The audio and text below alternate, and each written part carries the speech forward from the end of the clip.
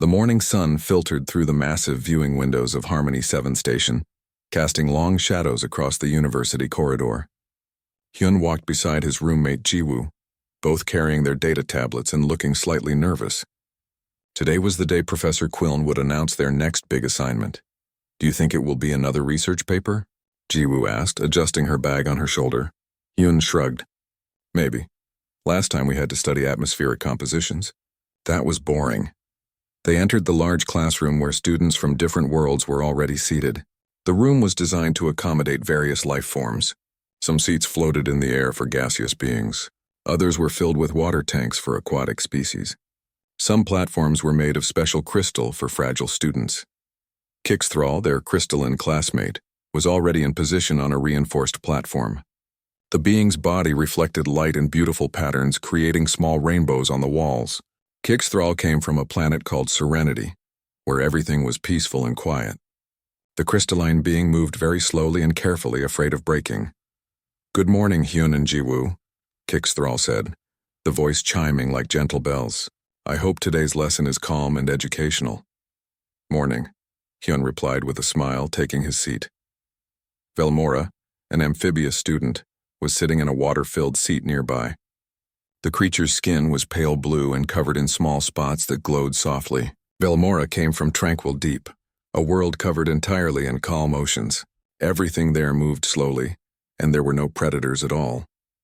"I heard Professor Quillen has something special planned," Velmora said nervously. The translator device made the bubbling sounds into words everyone could understand. "I hope it does not involve anything dangerous." Jiwoo laughed softly. "Everything makes you nervous, Velmora. It will be fine." More students filed in.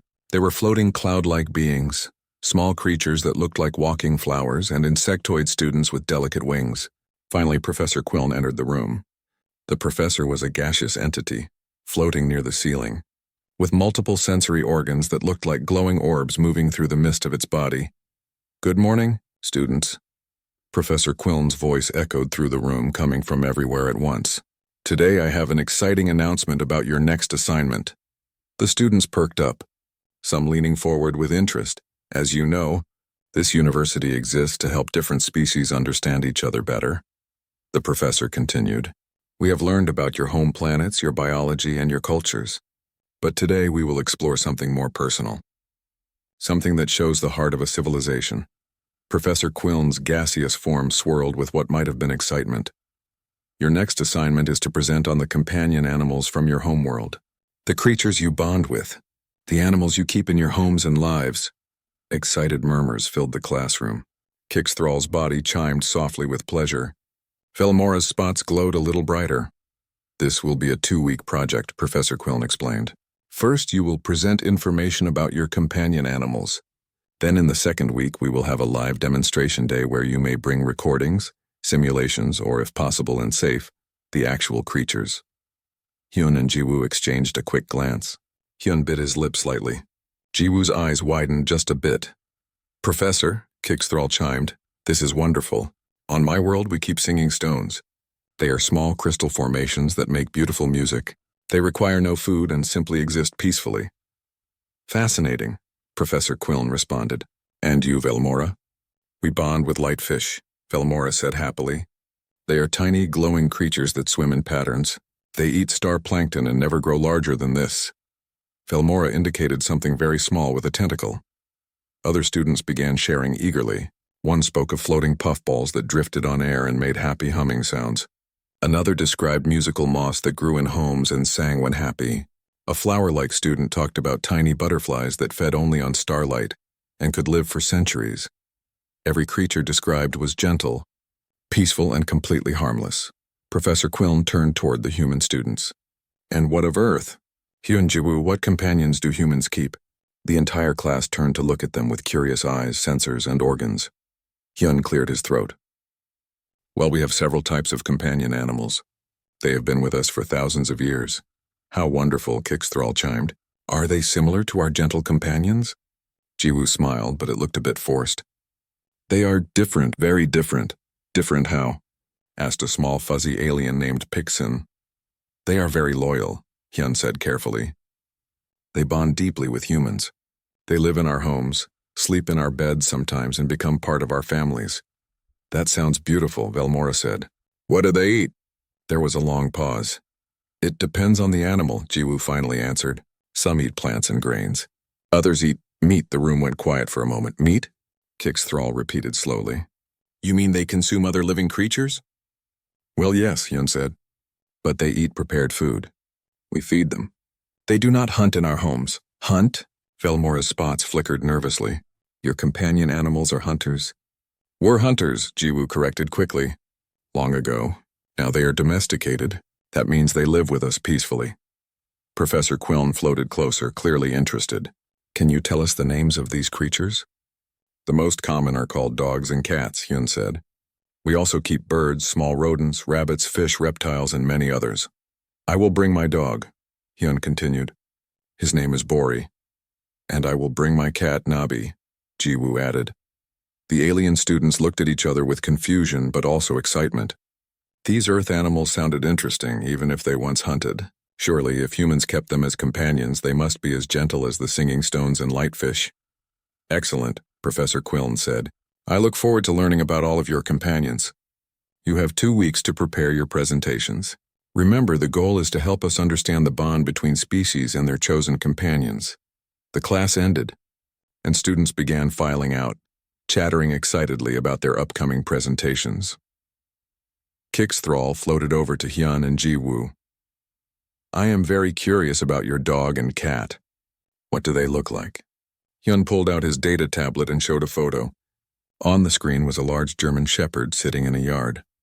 The dog's mouth was open in a happy pant, tongue hanging out, and all of its teeth were clearly visible. Kix Thrall stared at the image. The crystalline being's body made a high-pitched sound like glass under stress. That is, large, Kix Thrall said quietly. And those white things in its mouth? Teeth, Hyun said with a smile. Bori is very friendly, though. He loves everyone.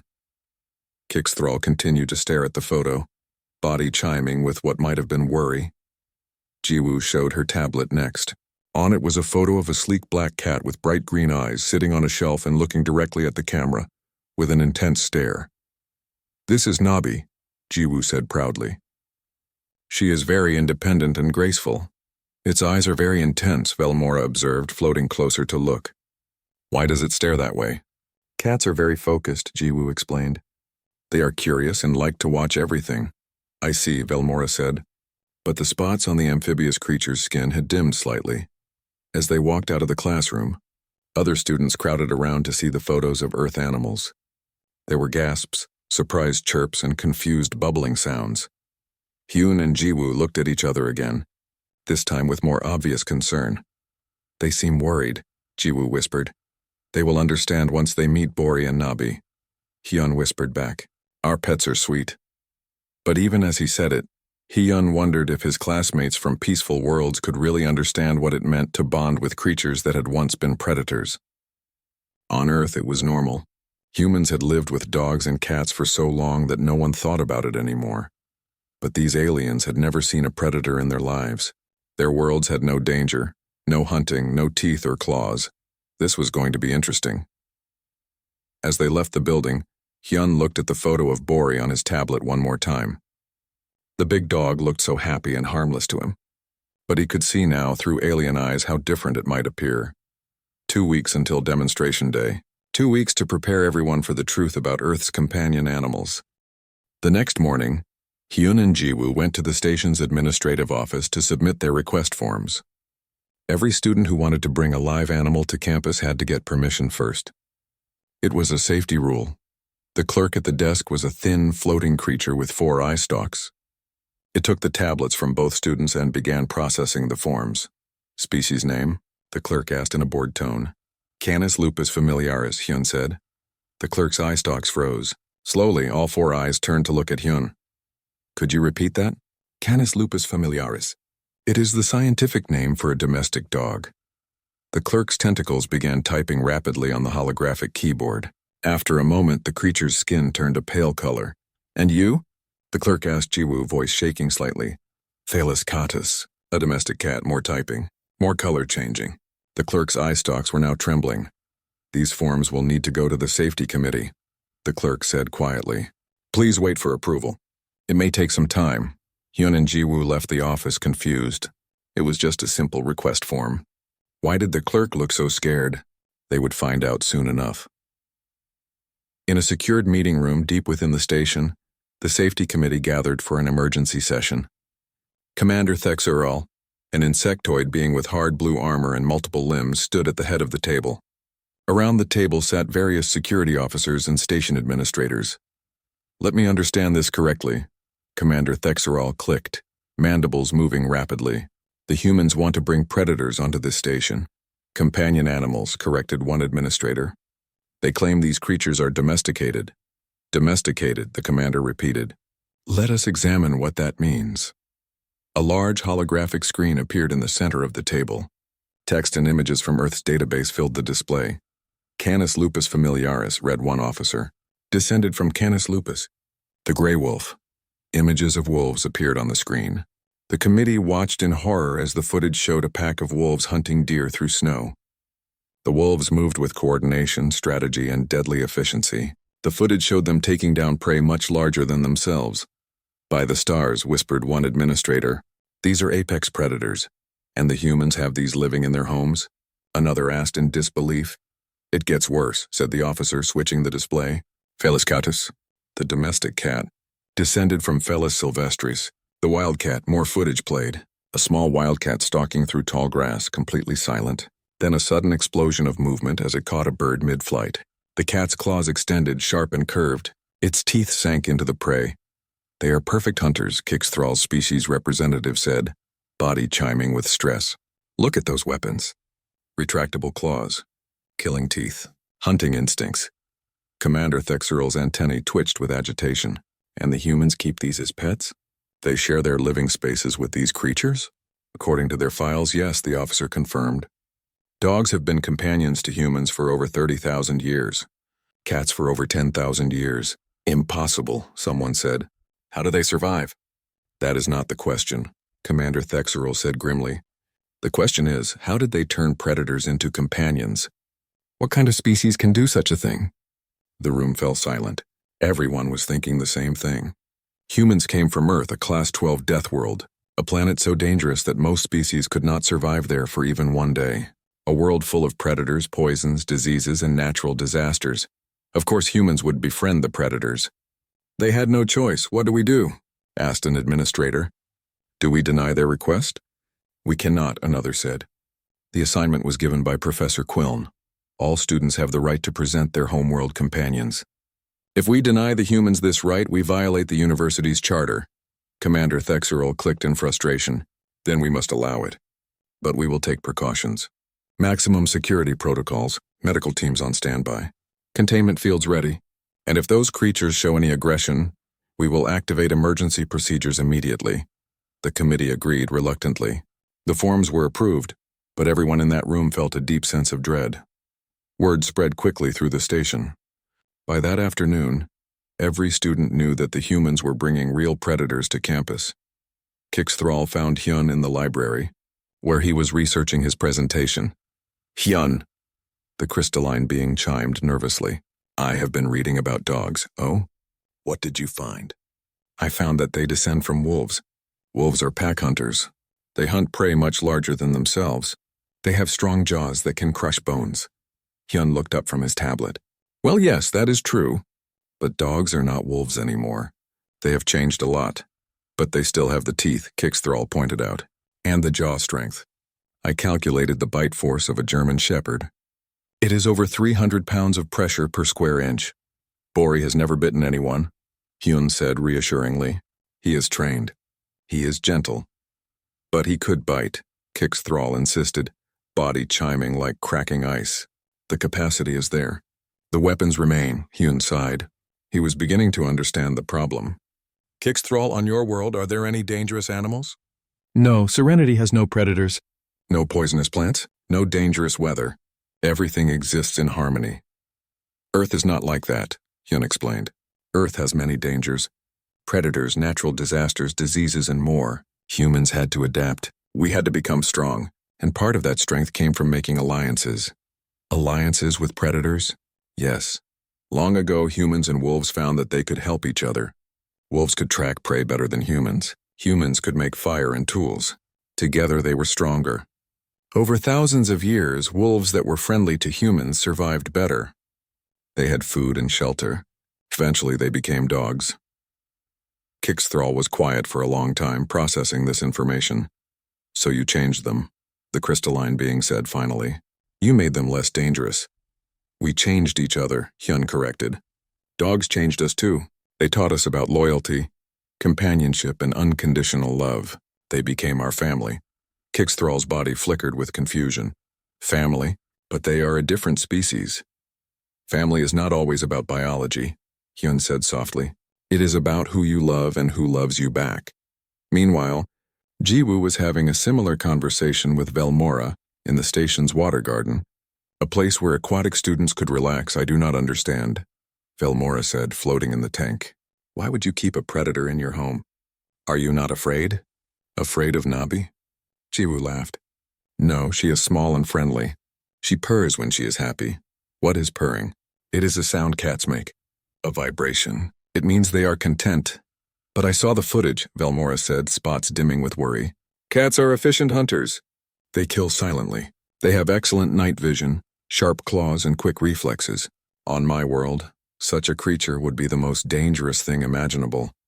Jiwoo sat on the edge of the tank, trailing her fingers in the water. On Earth, cats are actually one of the most popular pets. Millions of humans have cats. They sleep in our beds, sit on our furniture, and play with us. But why? What benefit do they provide? Companionship, Jiwoo said simply. Cats are independent and graceful. They are clean and quiet. And when a cat chooses to show you affection, it feels special because you know it is their choice.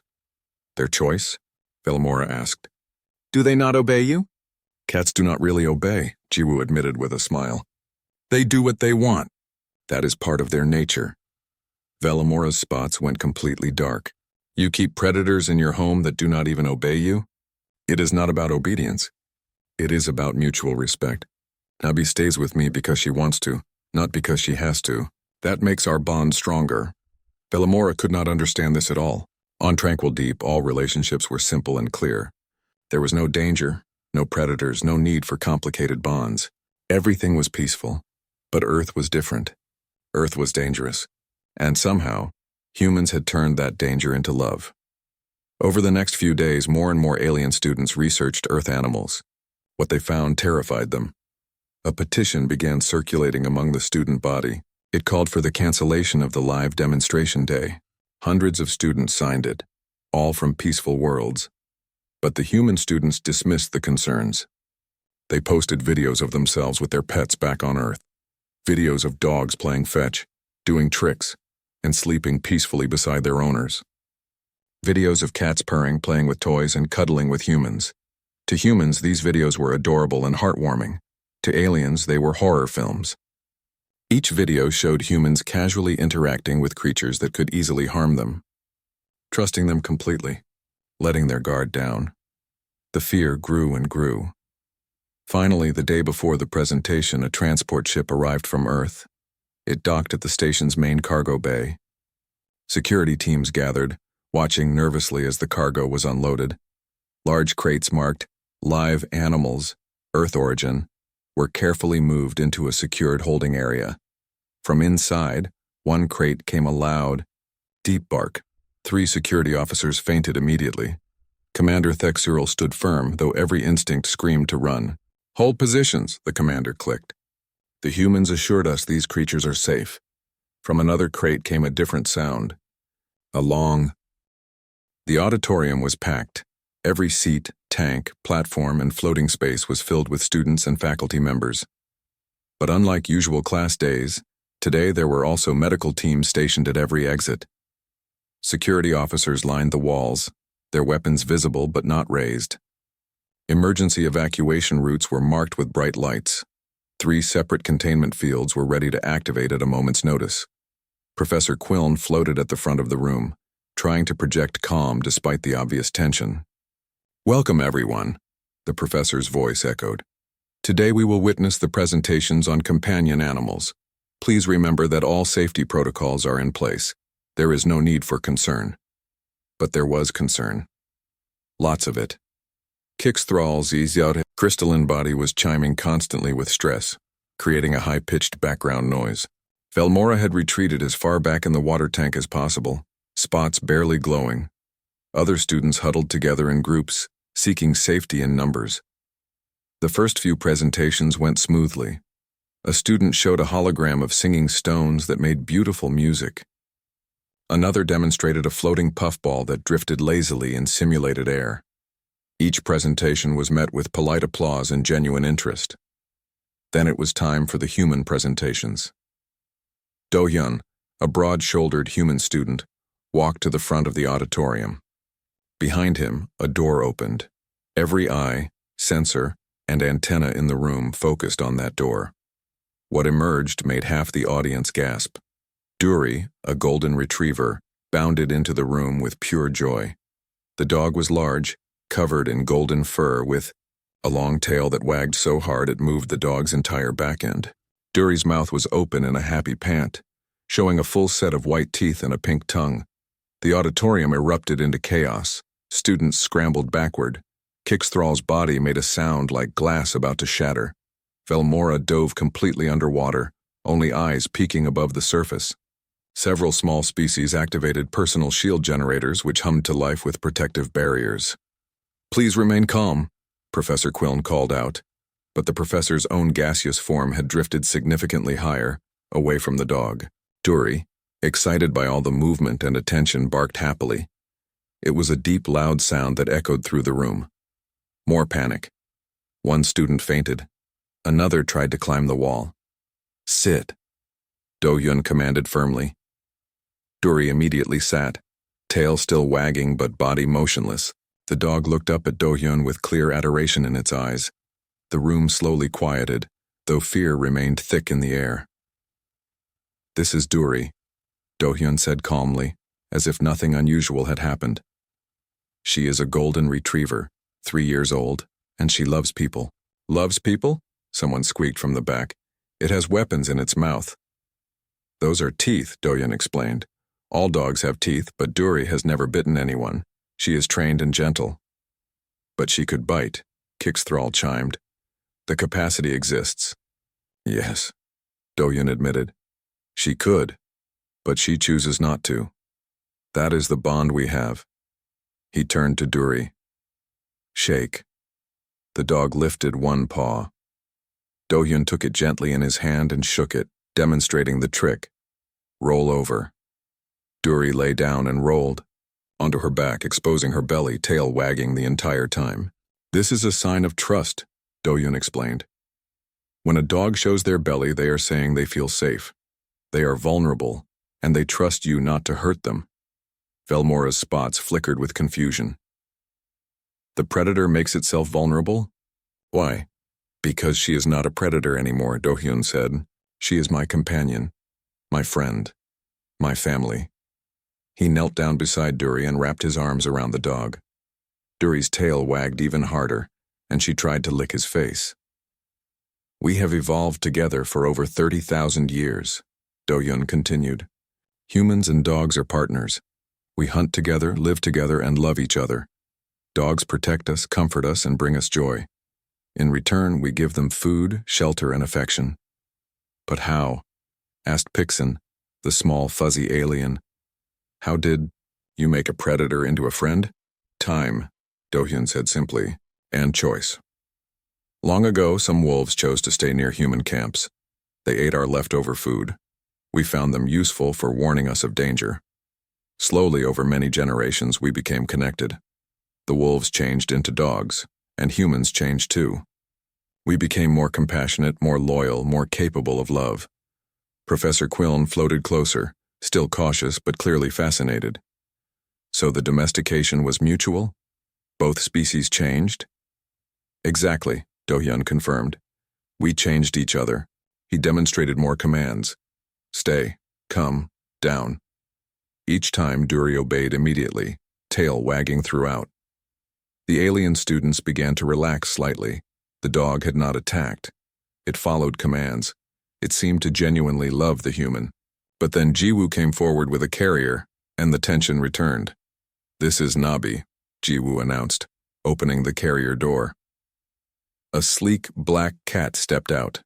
Nabi's green eyes swept across the auditorium with an intense, calculating gaze. The cat moved with fluid grace, each step silent and deliberate. Where Duri had been loud and enthusiastic, Nabi was quiet and controlled. Somehow this was even more terrifying to the aliens. The cat ignored Jiwoo completely and began prowling across the stage.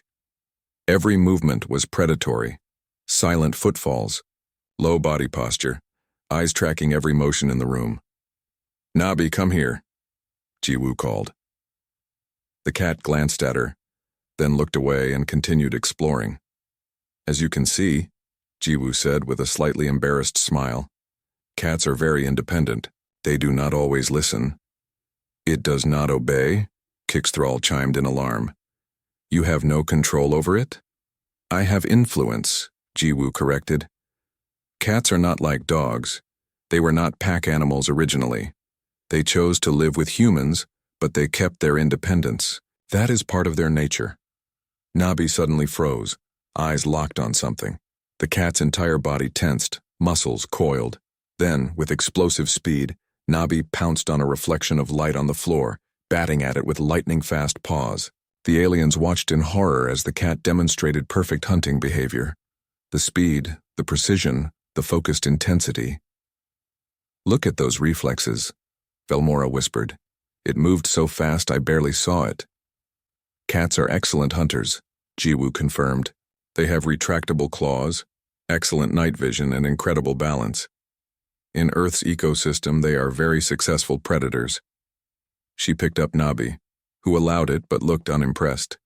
Jiwoo held the cat so everyone could see. "But despite all of this, Nabi chooses to live with me. She sleeps on my bed. She follows me around my apartment, and when she is happy, she does this." Jiwoo scratched under Nabi's chin. After a moment, a deep, rumbling sound began to emanate from the cat. It was a vibration that could be felt as much as heard.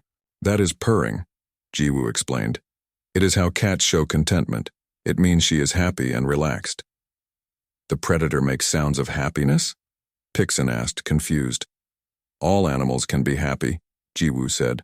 "Just because something is capable of hunting does not mean it cannot also love and be loved." Nabi suddenly squirmed and Jiwoo put her down. The cat immediately walked to the edge of the stage and sat down, wrapping her tail around her paws, and began grooming herself with complete disregard for the audience. "Cats are also very clean," Jiwoo added. "They groom themselves constantly." More human students presented after that. Minji brought out a carrier and the entire auditorium held its breath. "This is Banchan," Minji said, reaching into the carrier. She pulled out a snake.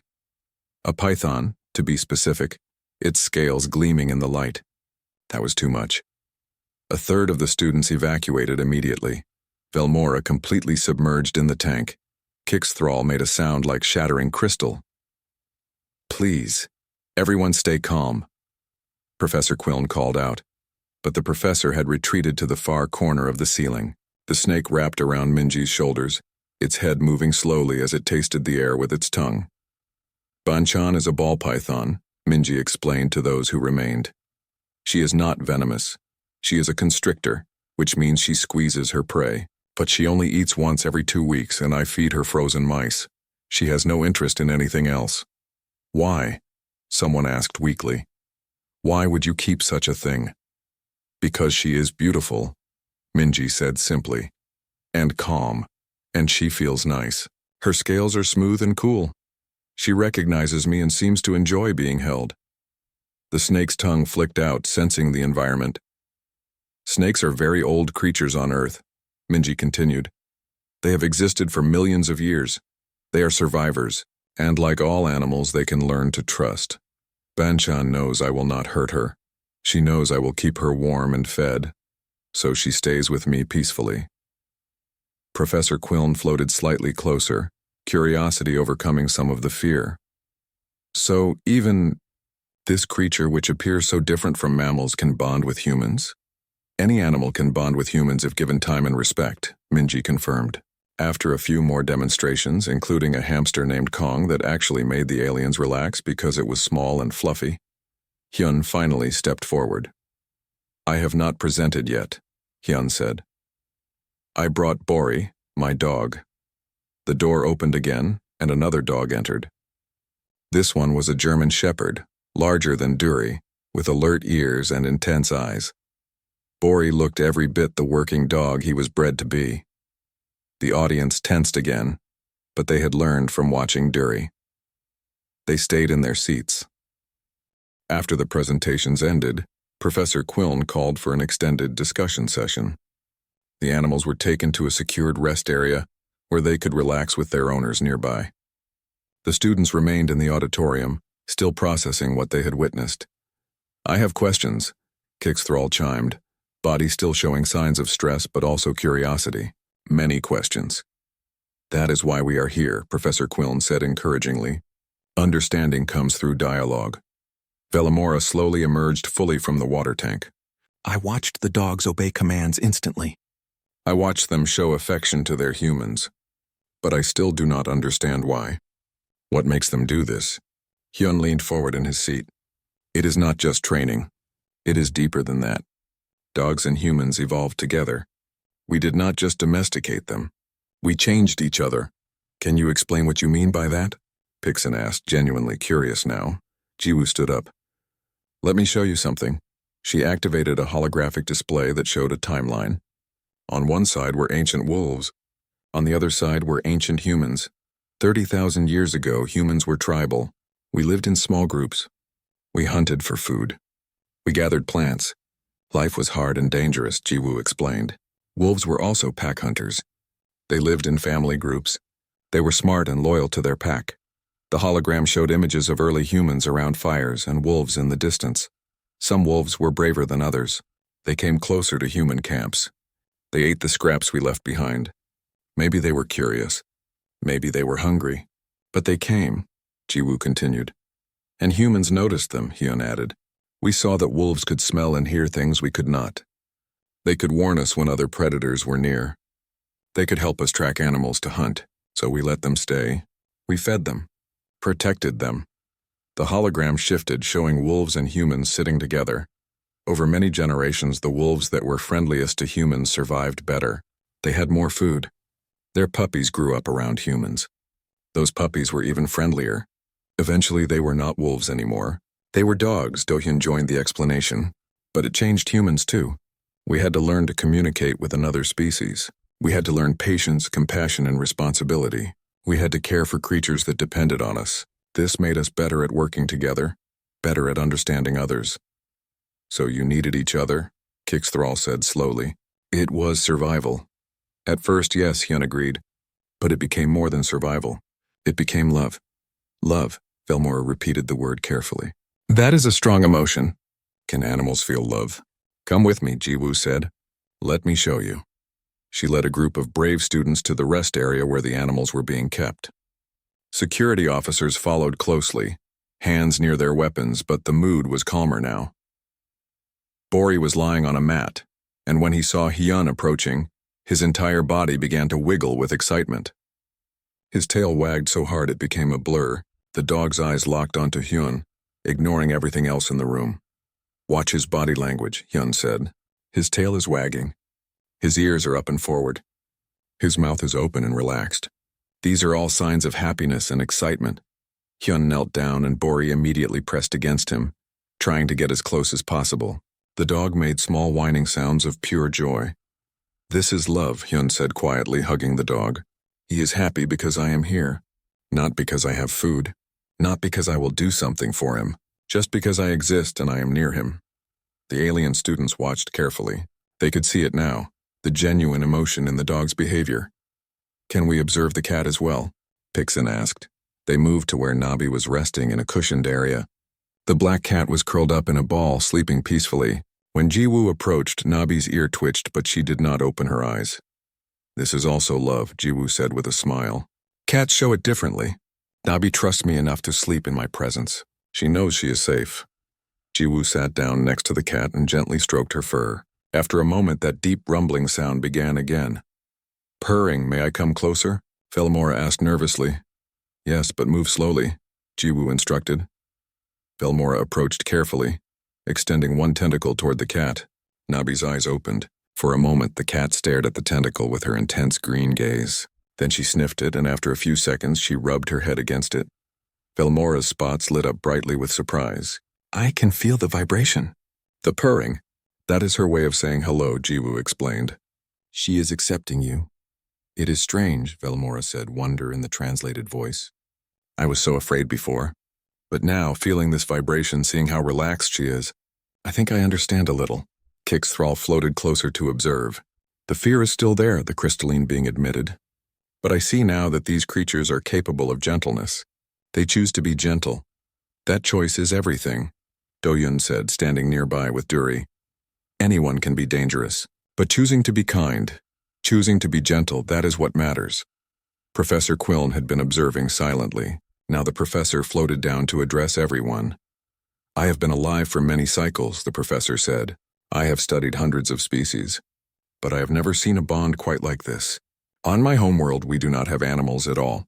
We are gas and energy. We cannot touch or be touched. But watching you, I think I understand what we are missing. What is that, Professor? Minji asked. Connection, Professor Quiln said simply. Physical, emotional connection with another living being. You humans live on a dangerous world, yet you found a way to turn that danger into something beautiful. You found friendship in the most unlikely places. The discussion continued for hours. More students asked questions, and more students carefully approached the animals. Not all of them were brave enough to touch, but all of them watched with new understanding. One small alien child, the offspring of a professor who had been watching from the back, suddenly broke away from their parent and ran directly toward Bori. No, several security officers shouted, moving to intercept. But Hyun held up a hand. Wait. The small alien, who looked like a floating ball of soft fur with big eyes, drifted right up to Bori's face. The dog, who could have easily hurt the tiny creature, simply sat very still and let the child touch his nose. The child giggled with delight and patted Bori's head with tiny appendages. Bori's tail wagged gently, and he carefully licked the child with a soft, gentle tongue. The child's parent rushed forward. I am so sorry. I tried to stop them. It is okay, Hyun said with a smile. Bori is good with children. He knows to be extra gentle with small ones. The parent stared in amazement as their child played with the large dog without any fear at all. Children do not have the same fear we have learned, Kik's thrall observed. They see only the gentleness. Maybe we should learn from them, Velmora said thoughtfully. As the day came to an end, something unexpected happened. Several alien students asked if they could visit the animals again. I would like to observe more, Kik's thrall said. I think I am beginning to appreciate this bond you describe. You are welcome any time, Hyun said. Maybe spending time with them will help you understand. Over the next few days, a strange thing happened on Harmony 7 Station. Alien students who had been terrified of Earth's animals began to visit them regularly. They would sit quietly and watch. Some brave ones would even attempt to pet the animals under careful supervision. Kik's thrall discovered that Bori's barks created interesting resonances in crystalline structures. The two would sit together, Bori would bark softly, and Kik's thrall's body would chime in response, creating accidental music. Velmora learned that Nabi liked to watch fish in the water tanks. The cat would sit for hours, fascinated by the movement, but never tried to harm anything. This impressed Velmora deeply. She is a hunter by nature, Velmora observed, but she chooses not to hunt. That is remarkable self-control. Pixin, the small fuzzy alien, became particularly attached to Kong the hamster. The two were similar in size, and Pixin would visit every day to watch Kong run on his wheel. He runs but goes nowhere, Pixin said, confused but amused. Why does he do this? Exercise and entertainment, Minji explained. Hamsters like to run. It makes them happy. Simple joy, Pixin said. I understand this. But the most significant change happened in the classroom. Professor Quiln announced a new course that would be added to the curriculum, Deathworld Biology and Interspecies Bonding. We have learned something valuable these past weeks, the professor said. We have learned that bonds can form anywhere, even in the harshest conditions. Perhaps especially in harsh conditions. The humans have taught us this. The alien students who had once been terrified, now looked at their human classmates with new respect and curiosity. Your world made you strong, Kix Thrall said to Hyun one day, but it also made you capable of great love. That is a powerful combination. Every world shapes its inhabitants, Hyun replied. Your world taught you harmony and peace. That is valuable too. We all have something to learn from each other. Jiwoo sat in the station's observation lounge one evening, Nabi curled up on her lap. Filmora floated nearby in a portable water tank watching the stars outside. I have been thinking, Filmora said. On my world, we never needed to trust anything dangerous. Everything was safe. Everything was predictable. But maybe we missed something because of that. The peaceful atmosphere of understanding lasted exactly 12 days. Then the station alarms began to blare. Hyun was in his quarters with Bori when the emergency alert sounded. Red lights flashed through the corridors. An automated voice spoke in multiple languages and communication frequencies.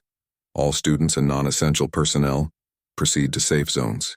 Military personnel report to command center. This is not a drill. Hyun grabbed his jacket and ran toward the command center, Bori following close behind. Other human students were already moving in the same direction. Years of mandatory service training kicking in automatically. Jiwoo met him in the corridor, Nabi secured in her carrier. What is happening? I do not know. But if they are calling military personnel, it is serious. They reached the command center where Commander Thexerl was coordinating with multiple displays showing star maps and distress signals.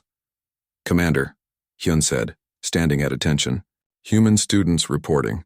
The insectoid commander's antennae twitched with agitation. There is a situation. Multiple mining colonies in the outer systems are under attack. Raiders, they are taking equipment, supplies, and prisoners. Raiders? Jiwoo asked. I thought the Concordance had dealt with all pirate groups. These are new, another officer reported. Unknown species. Heavily armed. Our defense forces are primarily designed for peacekeeping, not combat. We are not equipped for this level of aggression. Commander Thexural's mandibles clicked in frustration.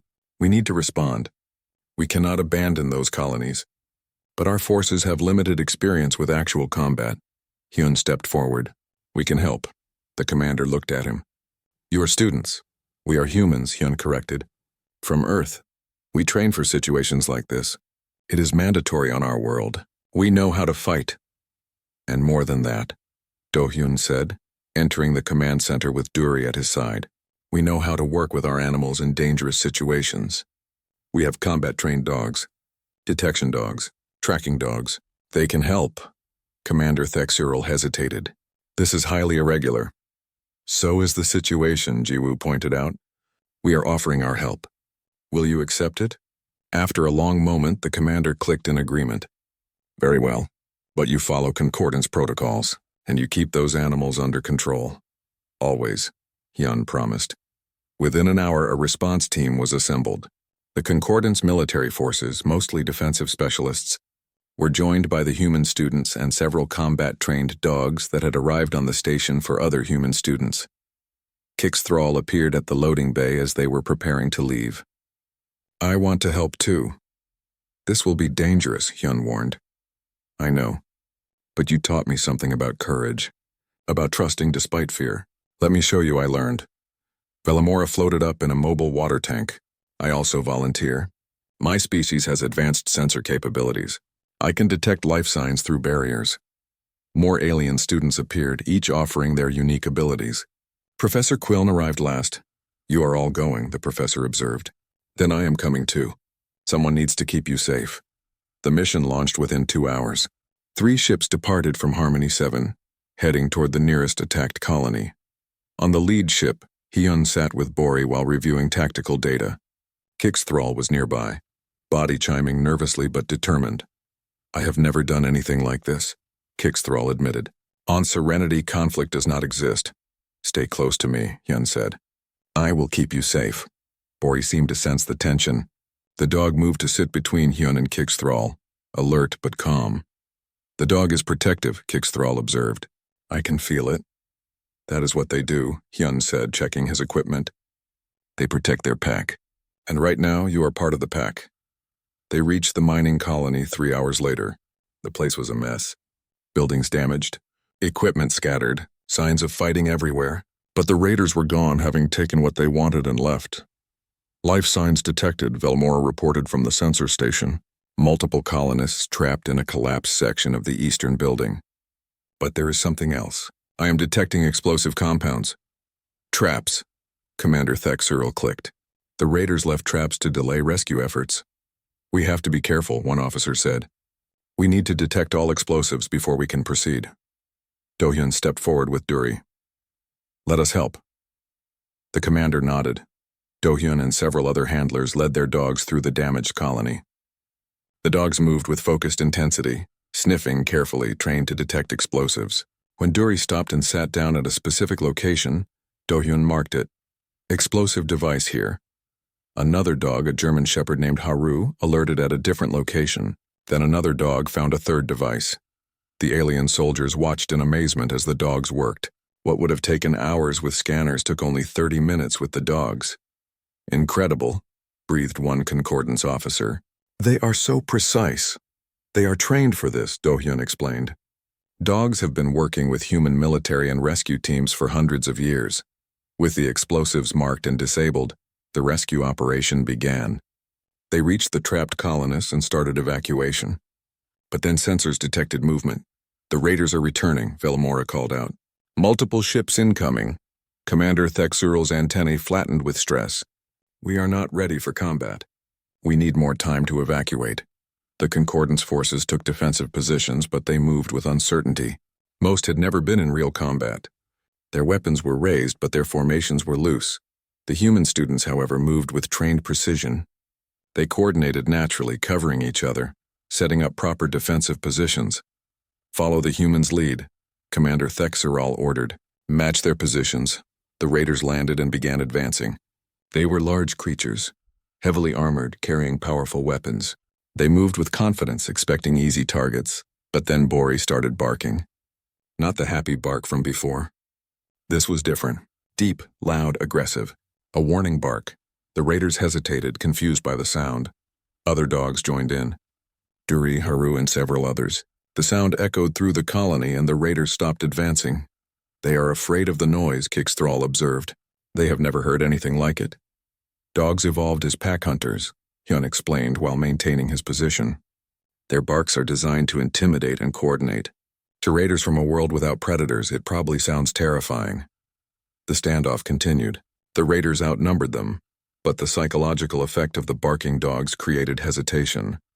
Then one raider fired. The battle began. The Concordance forces fought defensively, trying to protect the evacuation. The human students fought with practiced efficiency, their movements coordinated from years of training. During a critical moment, Hyun's squad was pinned down by enemy fire. Bori stayed close to Hyun's side, not attacking but providing something more important. Emotional support. Hyun could feel his heart racing, stress building. But Bori pressed against him, warm and solid and familiar. The dog's presence reminded him to stay calm, to think clearly. Flanking positions available on the left, Hyun reported, his mind clear. We can redirect them. The maneuver worked. The raiders were forced back. Across the battlefield, a protection dog named Gyun was working with handler Minji. When a raider got too close, Gyun intercepted with precise, controlled aggression. The dog did not kill but stopped the threat, giving Minji time to secure the position. The alien soldiers witnessed something they had never seen before. Perfect coordination between humans and animals in combat. Not mindless violence, but strategic partnership. The dogs detected danger, provided emotional support, and when necessary, defended with controlled force. Kixthrall, observing from a protected position, finally understood completely. They are not just companions. They are partners, equals.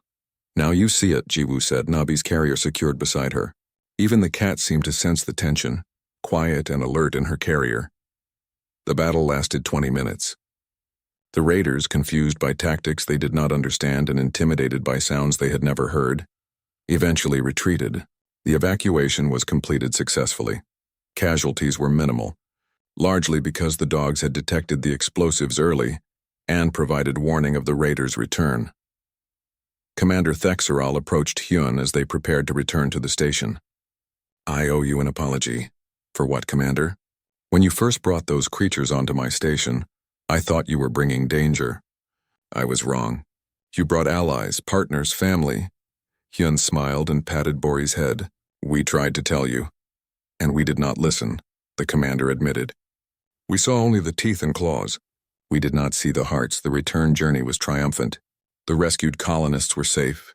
The raiders had been driven off, and most importantly, everyone had learned something valuable. Professor Quillen gathered all the students in the auditorium when they returned. This time there were no security teams, no medical staff on standby, no containment fields. Just students and their teacher. What we witnessed today changes everything, the professor said. We saw that bonds forged in hardship are the strongest bonds of all. We saw that trust can exist between the most unlikely partners, and we saw that love is not weakness. It is strength, Velimora floated forward. I have lived my entire life in safety and peace. But